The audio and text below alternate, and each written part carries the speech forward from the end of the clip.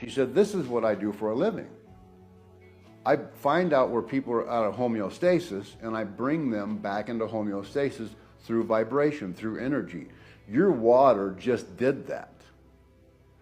I could have people just pack this water around to help them stay energetically in balance. She said, would you sell me this water? And I said, well, I'll give you the bottle of the water. You can keep it. The next day, another man in this office calls me, Dr. Flynn. He's a part of this BEST bioenergetic screening team. He says, would you be willing to come in and talk to me about your water? I did some tests on it myself, and I found out some really amazing things. And I said, yes, I will. I'll be totally open to that. I come in a couple days later. I go into his office. He says, you see that device over there? That device costs basically $4,000. It changes the structure of water. It energizes water. And it changes ORP, which is oxidized reduction of potential. He goes on and on and on. He said, when I tested your water energetically, he said, your water is like at an 80. That device, I get about a 60 out of it. And he says, I don't know what you're doing here with this water, but you have something I feel quite special that you have tapped into. The VME, or the Vortex Magnetic Energizer, is so important because we are bringing that water back to its pristine state by putting it into a free-flowing, centripetal, interwinding vortex. What does this do to the water? The first important thing it does, it erases those vibrational contaminants. Second thing the vortex does, it brings oxygen back into the water, which is really important for what is called zeta potential.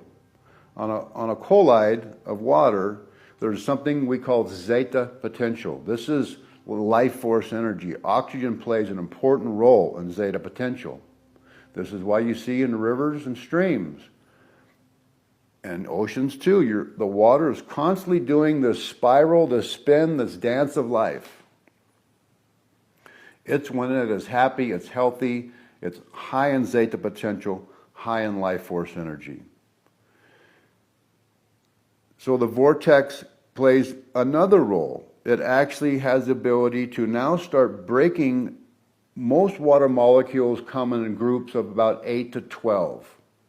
You can think of them as like a clumps of grapes. In nature, you see this being different. These clumps are much smaller. And because the importance of this is when the clumps are much smaller and you break them down into small hexagonal shaped molecules, they are much more easily assimilated into our cells.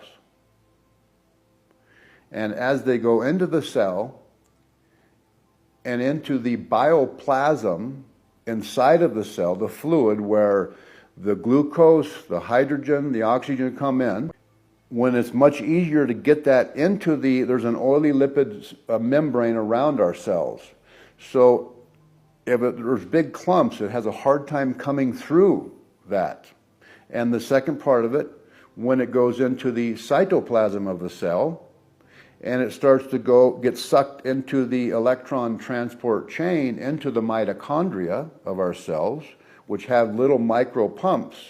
If that water molecules are much smaller and they're energized, this is the big part of creating ATP. She looks over at me with her eyes big as saucers. Where did you get this water? And I said, well, I made it in my garage. I'm not really telling a lot of people right now how I make it, but